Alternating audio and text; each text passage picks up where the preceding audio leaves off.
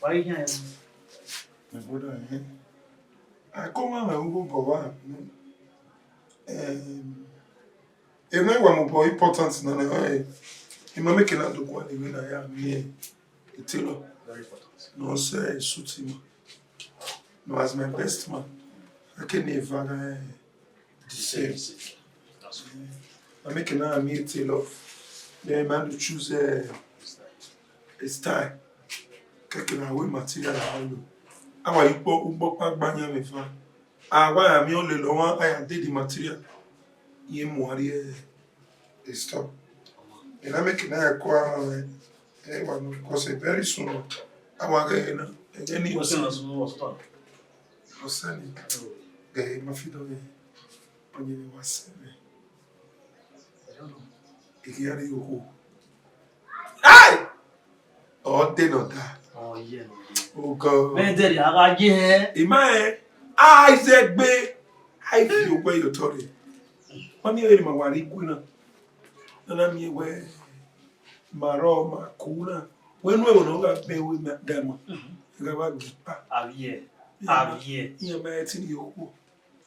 On Doria Mila. On a shock. I knew ye. On a shock. Oh, well. We got dog with her. Maybe do well. Oh, well. Larry, I'm on the way, best man.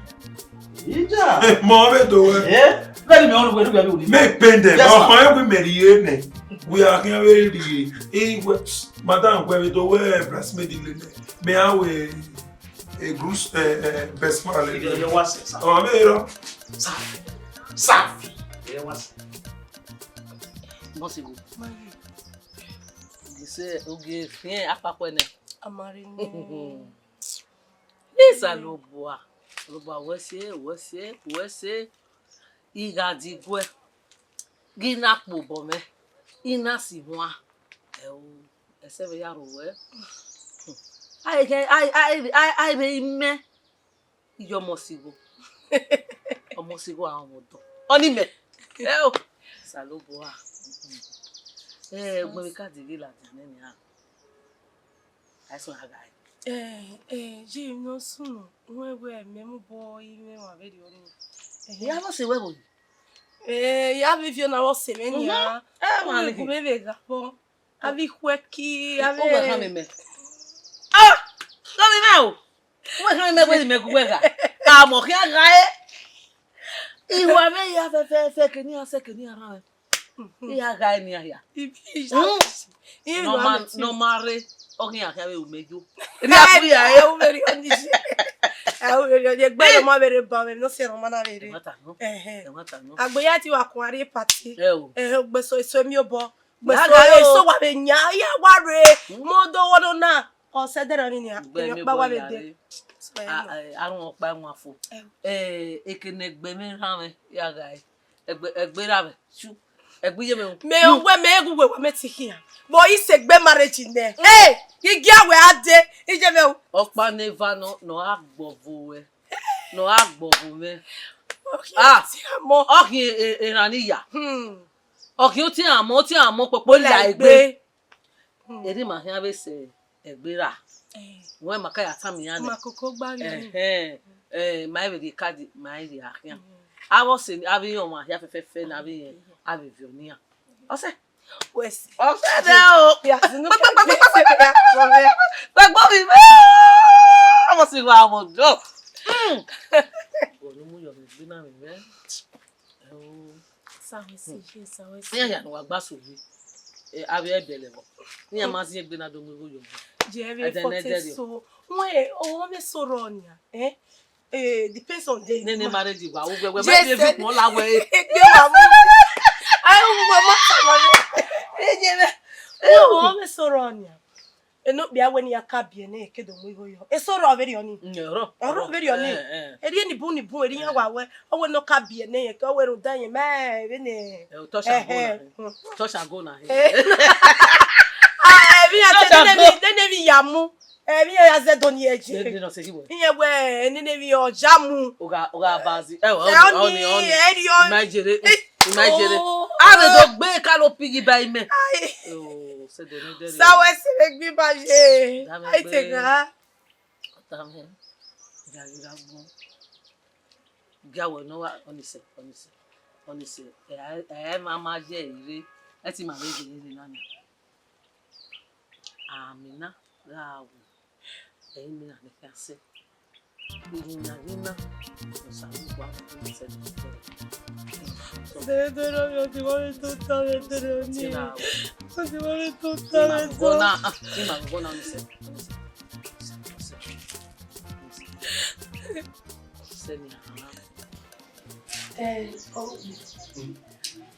Bagay na ya dele. Bagay kia. Ge kia kwa kwa. Como é bem no bom isso? É o que é a bem na ya dele. O amigo ya dele. E o expect isso. O supo o te sutame ya mo mi na fo. Me ati wo. Ndori go. O make na dele. Bem no wait ba. How to understand na. When I want more I talk back on you go. Avon na. On you go. Make na go and do. I'm having no time que ela é a mãe. Only about it, Bonner. I don't know if we make that. You got a winning the only no. So, compare you can see me. Why are you go out of the way? You know, our marriage is when you're Jebe, you will be said when you were. Yeah. Now, we want I'm with the marriage in you. Emaroni help marriage. Mosigo. O ene ke ni go ya la pa bonu na mi ekwe go. Do ma no eti e sen di gore. O ma be tori gore ibe tama we. Go ma di gore. But it is so so. Oh, yeti pon. I believe in my wife. Wife to be my. Ma ai ta. O ma na e gba fi me ya zo wi o ya mu go. Wife to be. My wife. Oh, come on, go nowhere. O say your name. You went me. I went there I can get it. Yeah, what person me? What person me? Si ave realize go there. I way wired be one no. Oh, when yes I don't know. Isha. We wired be wa ge. La esta no sabía que. Sabía. Sabe se tá.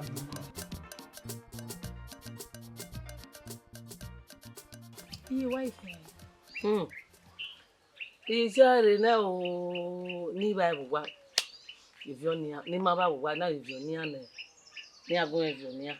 Yi ta me a what is edenederio, edugi ni ya sewa. Uda ma ba yan wa. Ni abita we ya mari ni ya. Me se do ere moti yan. Na ri e kadi. Wa agege mi e ofio to wa fan. Ina mo gi ofio to ba. Osagua na la gogo working away marriage ge ire ba me ma carry be de ya wuru gwa woni agwa no wo Ya no mama na we le phone ogboje mo si working away marriage no ese mo si go send no ya ne bo ta na wo nwanyo we na edi wa no ayin owe na mu won na we kwe mi omo we kwe mi deden we mi omo si go se do we ya o ka mo si go se na la wo okin awe marriage o du gi o me owe fi we bata ye mo si go we wa ge ni wa ge ye mo si go ede mo we ra pa me vi na wa la je wa o owe ya fi ba na o go no ijebe mi wan o le be 2000 lira owe ya igwa si agbada mo si go zogwere bogodo mo si go zogwere owe mo si go zogwere bogodo mo si go zogwere bogodo e ba zogwere bogodo na ne ya ni ro mo si go ya wo we do name ya awe na wa gbe begusana ti e keka we awa ya wo bi o me family roma mo fa gbe roma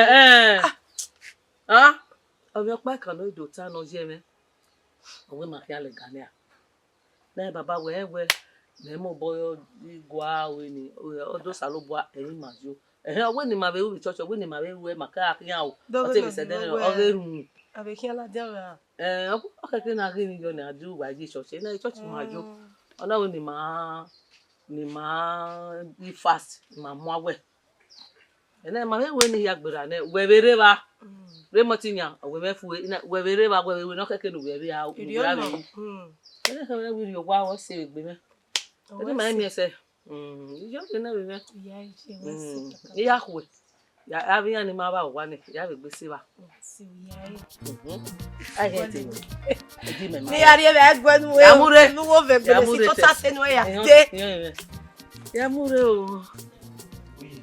Parfois. C'est pas qui le colle maintenant. Okoli. Yeah. Emma, man, we why are you phone calling we? Parti mais rakota. Very nice. Mama do agbon, ina do fie me wo awe marriage. Gee, what casting? We are casting. If you me wo ma ha me, ina we na gbi we mo ahia we gbe mi na. Ere wa mu ye. What can you tell me? Yeah. I'm a businessman. Here we might have more say. So if you man na we okay na we ya security na me we. You come on no send that account number. You send here or no worry me, you send here. So you make it support you. We are not about the Account number we pa kilo we ni meri account account number. number yo yeah. Yeah, you send again. Oh, me na ya gbọ́ den ha. O me to bi me mati e here we marriage. We him wa we go e phone we meri account number. Ma wa agbe na wa mwere. Okay, me we kadai. Yeah, account number we yo. You are serious o? Yeah. E pa won ni account number re. Where that account number what you go send again. Pa kilo di don. Anyway. Yeah, yo. We are going to wait here. Money, man.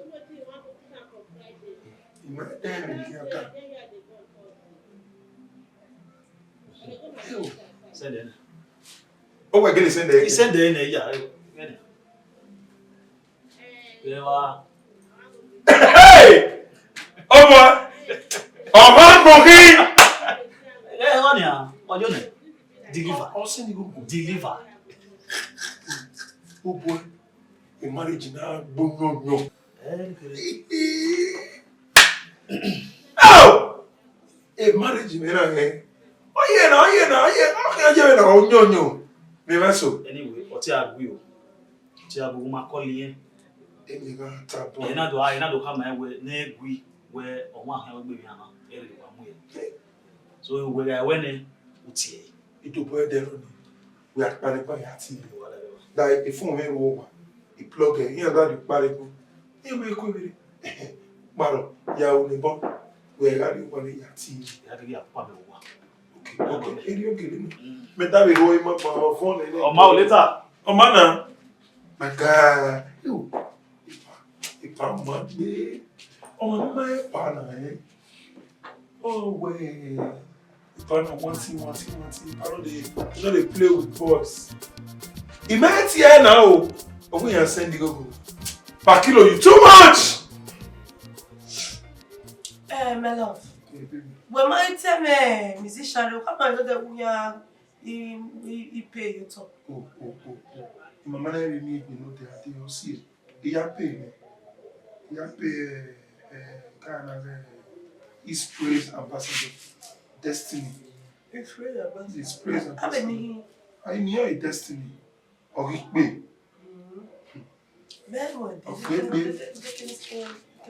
I'm a few dinner.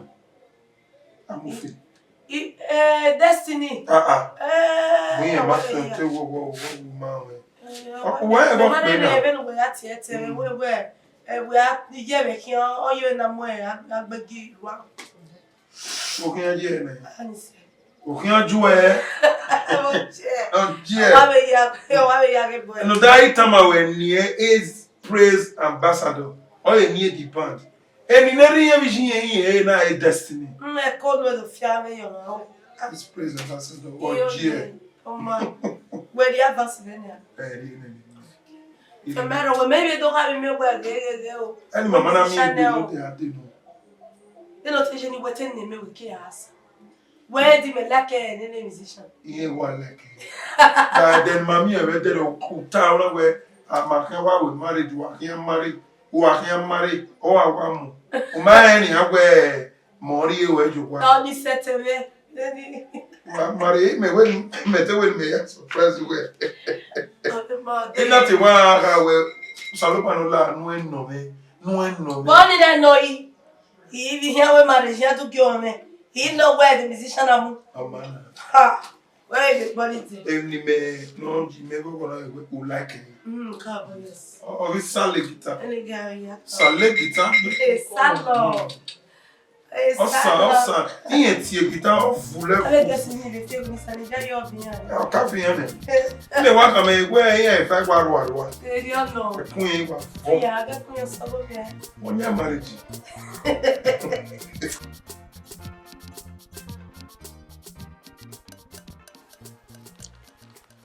Women need to me.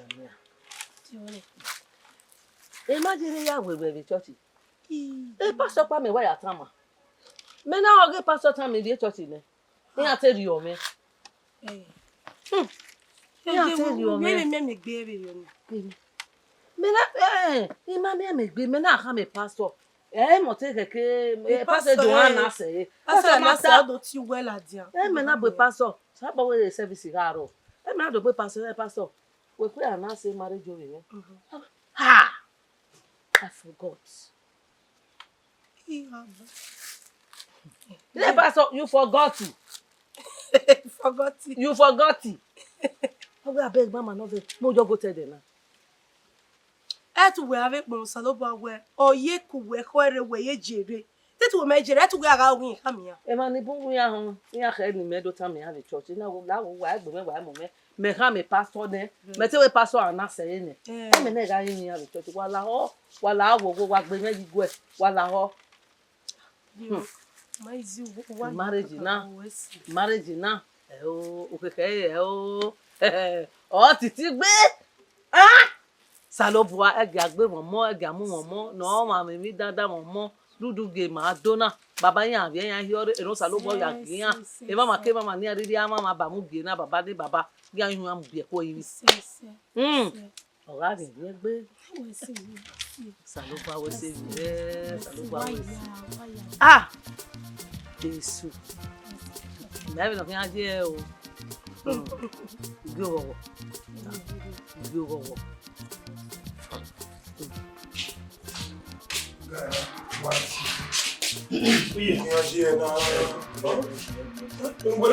Our appointment now, I am meeting love.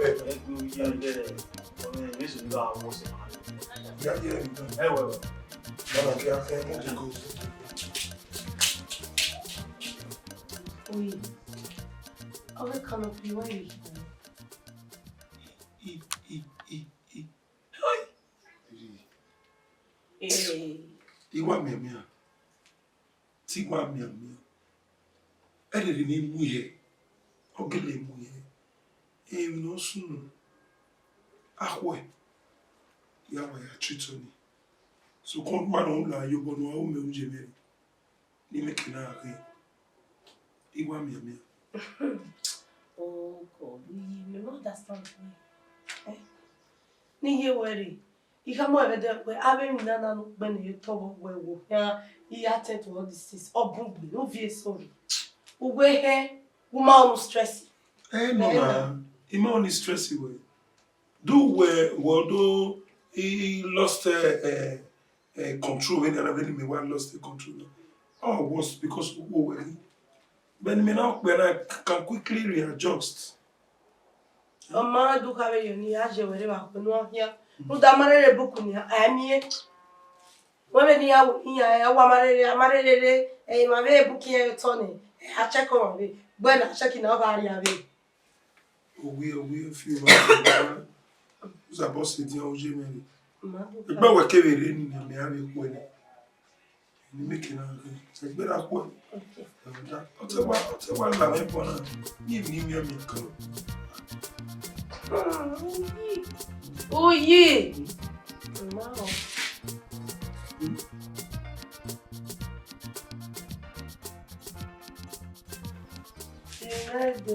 La dizaine. Moi, mon boy a tel les mini. Ma tête, tomatoes. Granato e avalubara vabe seasonal. Aleni. Imego. Mi wo ipe joni. Pano me do gayo. Ige yo Emila no basia. Emila ni polo. Se you go. Polo. A marriage. Awa be ri la party to kada. Polo. E awon yan gi aise. Ama de kawo Emila ni. Erege. Emi mo boy no.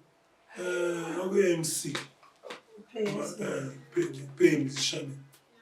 Pay aga e kanu pay we yan. Okay. If no wa kin egbe ni ma wa digo ji me we dere. Demi dere na asabo ite. Understand na. Igo aga gwi me ve po. We de suji. Etu ari ni juwe. Do where is about Ivao, Ivao, I'm making us about me, what we might have. Okay, we are banning on it. Me at is a real not done your banner. Only very important. I'm only about to say 35 crates. Iji, but on a 35. Boss, ha, a rock bow. 35 bed here at all. The bay. What do you know we have on that? What a year not doing 20 years. All over 55. You want to make a run figure over 50. I think I'm a rock or no make it 50 or 60. I had the can. I give me the year bottle yourself. I can't tell you can. Oh, God. I mean, no, you bottle yourself. Who am a bottle, whom you go? Okay, a day, no, yeah. And I return, and I can't deny your return. Since I delay 35 crates or gone, now here you phone, I've done you can. The guy 60. The guy 60 instead of I'm already 65. It's okay like that. I'm already You're Ole cake. When you go no better, you How is settling? Cake, decoration we here. I'm settling near the encouragement. No, he said that. I don't know. It's all about my I will memory, but you can't be mad insane. And I can't imagine my I'm going to marry him. It's okay. I get you on it. We are over the silver. Now don't make a mistake. We are miss. Nimi ajeba ya test. Very yo. Don't worry. I love that of you. na me wuji ma be ma aju. E ma ya check no say anymore. Que makeup artist que ya be play ni ya ni. Any carter si ri o ya je we. I ri go me po. I mean no dey jire ke ni. Iyo E ma na ji kun ya gbe na ye je lo. Na gbe na yi se. I go na ya le ya ma. Ni mi ke. This one na be we na line talk. Ododo. Iye ko ti em. Ko je. Tá uma né. Ojo. Edi an yo. Akpo mo sa lo bu are. Ni ti we ba we, ibi ni bi no wa yi ma me ni ya na. Je na ko we ba. E ko ma me kere bi na tin se. Mu ka wo. Ke na tin se. Ami obi o me na una ma usi. No wa ka bo igbuko ko wo ede na amu bo wa mu igojo ni. Ari meti inseto egbe ni. Emi ya ode yo ni. Iye ko ma me na kere. Mo sa lo bu are. Sa bu are ti ba we ti na ma ya do ina. O ka wo mi aka me gbera ni are rere. E ma ya fefe ni ma be ba ti ni ajo aya so yo wa. Ni are rere we yo tori. We be tam gbogbo ni are rere. Ha? We see. Oge emi na dele ni. Ikin wa he we yo. Mi ave kere ni mi ati we wu.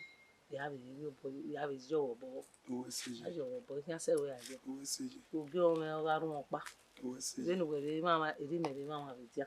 We see. Wa gege obonya yeso tamame. Aji we mo. We see. What's up, man? Ma fi don. You know that. La osine. When you book on me. No, can get marriage in a marriage. All where oh, we are what you are only one thing. Man, the woman, you go. we come on, sis, marriage when or And now, one thing, you are making a carabiner. You only have pay him, Emila. what the cow. Yeah, Emila. Mais on vient ça pas. Okay, one. Yan la Opposone. Nu making a little nive or nive line go.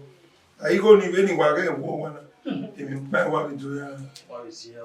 who buy what the man deck quality. I'm making that. They are not the go you can. I think see him now. You go nive. You maka kego and can have it in you one. Once I work anywhere work here. Yeah, I was Say, can I music? Music. Was even more party I think I can walk in. na di ana mo bo we. Dio. Era me wa mo pote me ni mami.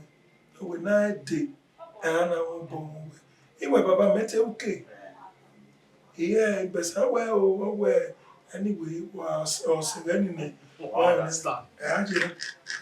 Wo ri obi me wo wi me na. Yeah. Be ni me be ro nu gbe. Itani ma de fo. Okay. Ma de gani.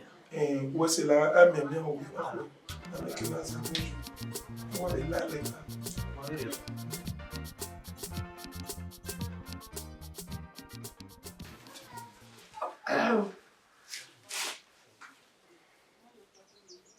Monsieur.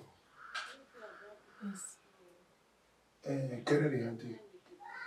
Ma kama no kunya we cheap breast milk ni. And when we ima freedom or we breast milk. Anya we cheap breast milk. Eu. Oni me mi aje na. Iwa mi anya. My very good friend. Oh, here with me. He may be tamahin. Iyo wa. He may tamahin. E marriage kinya kwa kwa. Awana we cheap breast milk o ma itama. Dem no God.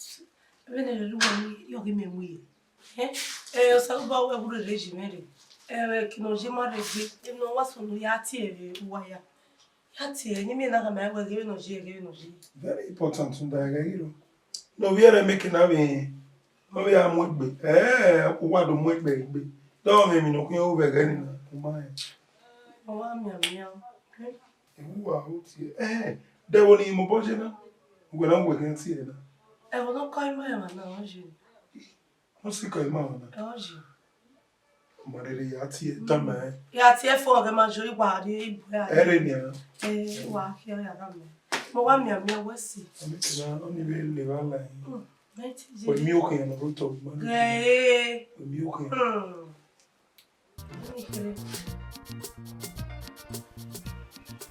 Samede. Se wo hia pique kon. Se wo hia be mu. Ami wa bukporo ami wa bukpoyun.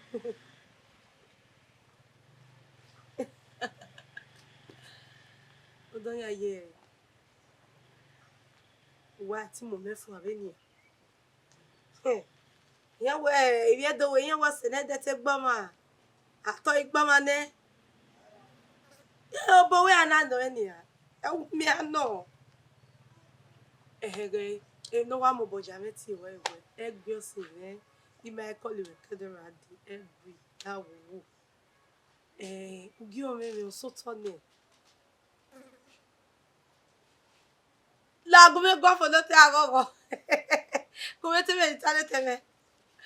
Yeah, anytime we na wo. If no ya meti we na we e wa o no we chi breast milk ni bo. Yes no. Ufo no gbode. Na. Boy de ti agele marriage. O we neru ni me du gi o me. Mega iwo ipete wo iso egbe.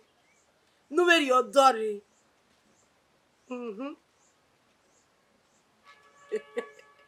Samede. Uma e fi weri e. Oh mama. Also aje. Okay. All right. Amanda, why go? Okay. All right. Bye-bye.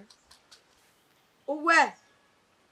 Egwuregwu oh, ya me Rudelu na gogo. But ya me date now. September 4th. Yes. Hello. Oma olunu. Ya zekpe. Aga nu we ari re ogi kori. Na be. Ase. Oh, when ya re chipazire. Ele me wa mo se na ya re chipazire. Iye ya mi me bo. Samede. I miss you now. Better ni pese. Kecha, imani hendo live aí. Do me no biano, lie me ni na ya rejibuti. Ni ami na do live better. La yi kecha. Ya baba ye kecha. Inu gba me ta mo we o ma ka we mi be bo na me ya kun ya le la. Ogi so gi meni ya megi izuwa itami ya we ni ado yo bobe. We mi ma ni o itama me we se de o se de ne de o tama me o se de ne de o tama me. Ogi so charika. Ha? Mi ma be we go do yi. Eso tami me se be ri owe ati ahwe. Ya kan adugun o me. Ni a do bi ma na ni ami ke na ri yo. Emi ni a wo ta o no le yen no le tomato si yen ka ya le ne be ji yen do gun me bo le yo to.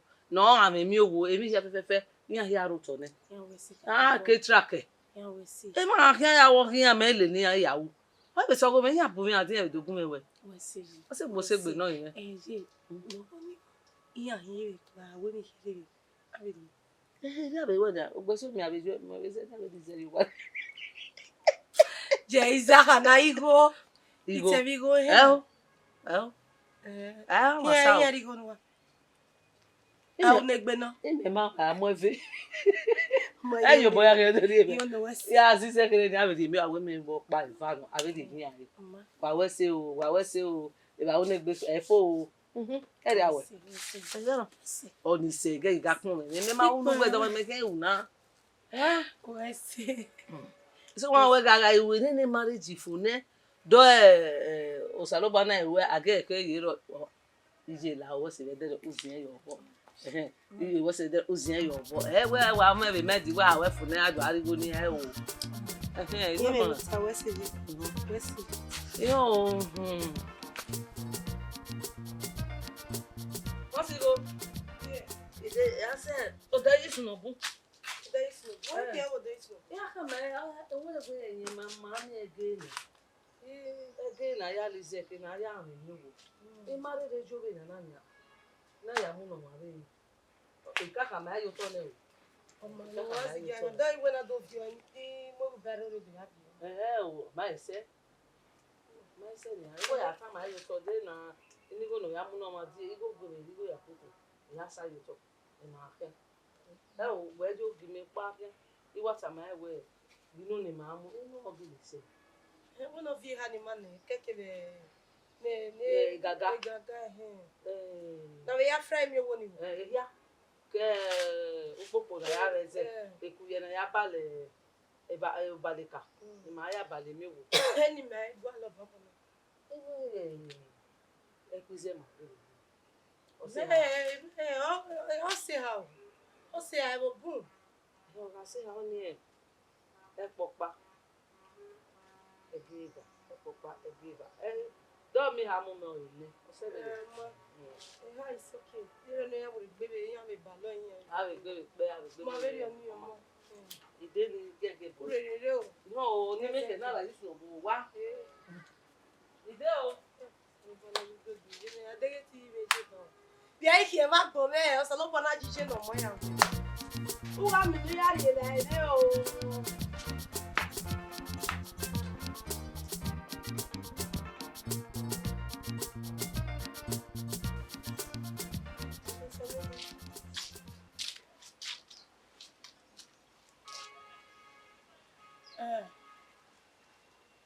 Ìyá pọ̀ yọ.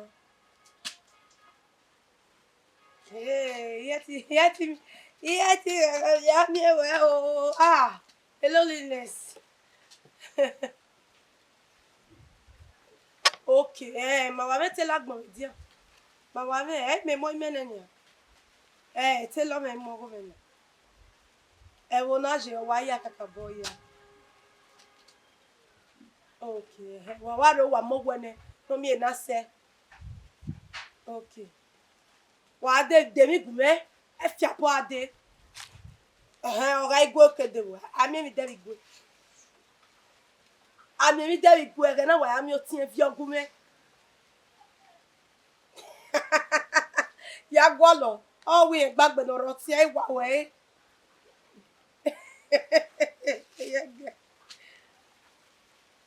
Oh my yode. Yode. Oh my. Okay, I go. Oh my. Okay. That's that now. Tell up to you. Where is shooting my Baba. Emma, say, we don't generally and mammy see you. I agree. There, I made Messi or making me Gayas or I made a. And I don't mean I see a quiet marriage of Kedo Fiore. I enjoy although Mama Bavishi, we don't most see my mom. You understand the name? So, now make you know. E a when all se pele no a free of na de o ni bo e o ta do ge ne mo kisi a se ba ni na ba ke do na itejo our view da ipe e a go ne gba we je se la a yi du pon ni na se ba na na de go ne gba e me ke na oni we line e me mi a o e na ma ite anglo Anglo, data. I must say data. Data, Anglo.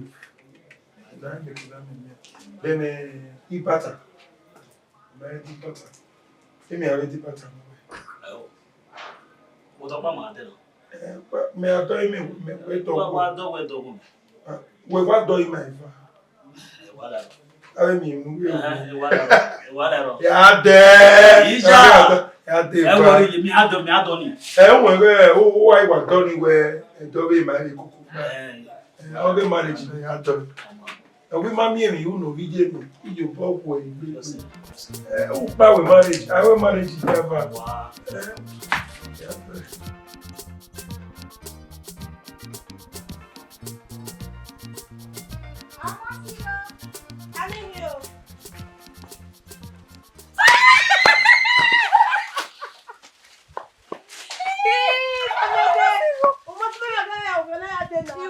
Shocking.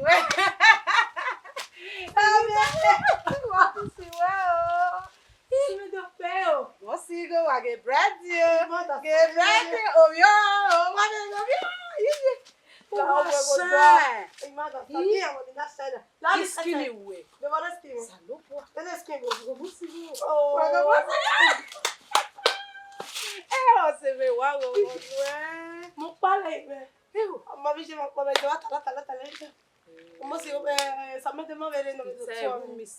You know, we did it about when we're not about what we did. Ah, when we were shining, yes. Who are that? Matama wedding, I want to live here. What's it? Oh, yeah, or what more? Oh, yeah,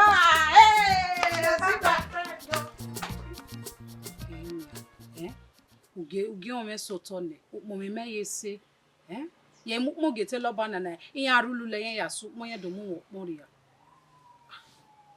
ma de den teme Egunya ikabe mi o we do mo egunye hi moria ma re tama me we no see me wa adugi o me makata me yuto me tejere o si mo yimere o se wo je were mo se go ije eri o se veje a erio o mo se go ege nu me de kun bia ma na plan life ma una we wa de ko bia ne wa ke wa udugi o me mo ke wa chief breast me we wa re tama me kina okay those who were man itamu when we tami me we tami me hey Eto wata mame. Yonje were. Oni mi di meju were we eta mi me. Hey. Salubare wo be me ori be me ayo. Hey. Egbo mi samete o severi o kan. O severi o. Etelo no na emu mori e yo. No. Emu mori. Yo be sogi menia. Etimo mori awa ya. Me ori na do ase. At least there you no suppose me dey okay ya ladin we. Osie na hin. Ata wunu ya ki adege. Edi do supo no mama na ya do are o ya give we na tota. Owa ya itama we ni. Ya meji na. Teke no ji. Ere Ere na ebo meji. O wa seti se ki ban ya sa ho. O wewe na mo. Kia ni a. Ge ya mo e. We wo me tele ge mo ne ni ko wa. Ya o mu me. Ba lo we. Te ba lo ge na o. Like Samede. must go. Or why you not me with me when at least really why I describe it. Even if you describe this time, you want to be Cameroon. No matter when you're the best seller as in no master will not have wow. Because it's telling me we don't want to see me. Hey, oh boss, what I want you. I want more. E ma na do bi mo wa do ye we are kin do ye we. E gbe sari wa go la, ibi pikin na me bi are there. O sabe. Awi ya ye we so mi ga kin. Eri ya kin ye we. Only notice me before I see you. Salopwa. Marriage now. Oh, you. Hey. Even me have a marriage now. You say why we are telling you we are come away. One and you see. Now we and the boy yeah, no way we are and you see. Now COVID me am marriage now. Hey. Also me here we marriage. What's so that? And you de no da, oje. Me ga here e dey on me most of me. We are wo well me the baby. Oh, I know where what the age marriage is. Okay, but now tell you say gbe sare ni what on we are this is say gbe sare ni. Oh my way. Wa bien. Ça va. On va bien no ma be no.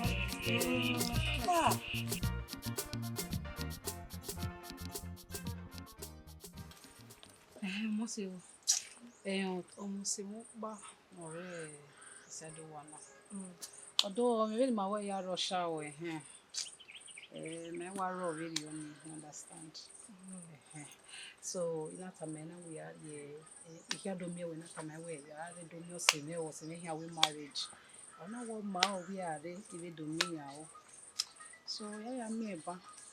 Hey, Samede. Ware do to me ware gba wa ya mi o ma. We ma ka ha mi megu we ma level na. We ma ha mi megu we are ru ka do mi o ma. Yeah. Iwe even we are no sha but it me when it me na we are do me o se me ona we even do me ya o. Since a village ba no. Ni wa we are there but ya jo tana ko here and there. Akuwe ma biji meri eki. We here lele mai. O ma be mi ni di mai be lele wa je ki oni ma mi ma ye be me no bo ma o ku ye na. Ma o we do. Za we mo a. Ima mo ni ya. Ya mi o se we ne do ye na mi we mo do da we mo do si wo be gogo yi. Ya le wa ko. Ya le we mi ya fu no tana ya hia. Obi efe ya je. Ibani bi abi. Bena de gbe wa. Iba we gist o we pe na mi gbese. O be o bo ba ile ne. Na ke ave no e. O ma ni o ni. Yo. Oga we mi ni careful na go we actually do. Ma filo. E ko ya ni ni. Ya, o bele to kede do boji.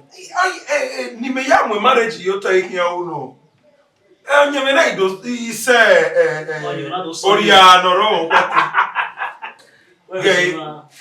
Eri marriage je a. Wa le wo gwe. Oje bi agwa wo go me fo. Ukino le lo wo gwe. Ohe no le marriage obungbe. Ohe ni emi ye me marriage na obungbe.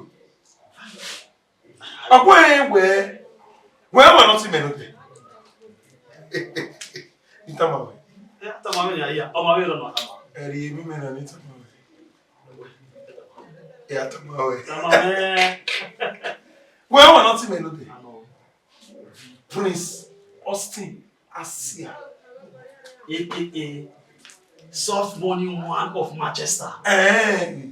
A godfather a Jerry Giron. Yeah. Me get do what see. Where the best. One no ya gwan. Go make me. Wa gwan. Bro, I actually where a Jerry Giron come here where you can wear a marriage ain't not here. Need your account number me right now when you want me. Oh, wait to you. Wait to you. Oh, here, Joe. Oh, here. 1 million. I'll send it, man. It's right in my account. 1 million. Marriage, my phone. That's preparation in marriage. Mama, me and you told me. Yes, boy. 1 million.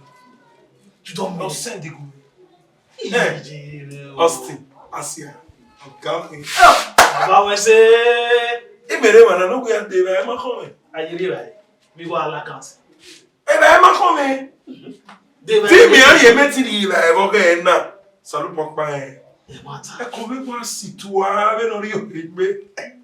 Are dey plan on me. Prince Austin Asia. Oh, Soft Money One of Manchester. I can't see me. Then all vibrate, they all shaking. Oh, Then no. Hey! 1 million one here, can't see me. man.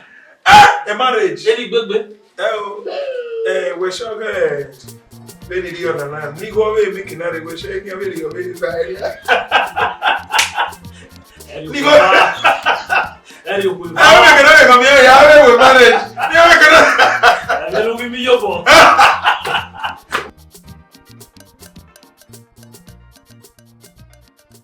Samedi. You want to do little me Arikina, me a very better.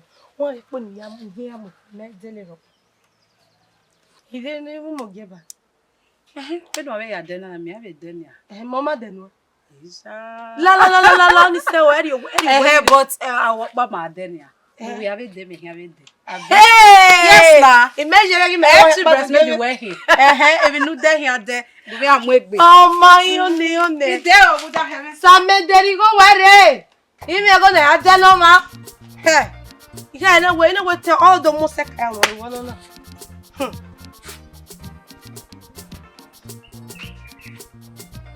Samedi. How do I look? Then how do you look? Waru lady. Hey, mama my God. Won't be an agui love. I see love it at least so one maybe for maybe months or so. I may say I think for this no years not in. I will see me look good. Abi. Samedi, where can we wear you now? No boy, but for some of any I like back here. I wouldn't like back here directly. But Mona may resume with Emma, vamos ter o wajana. Almost say Marco. I make me let Samedi ya wi. Na if we o ya like back. Samedi asimali na we chabo ko bia ni le boka Samedi. Ama o kwa je na wa ya jamu. Omo bia le. Joko.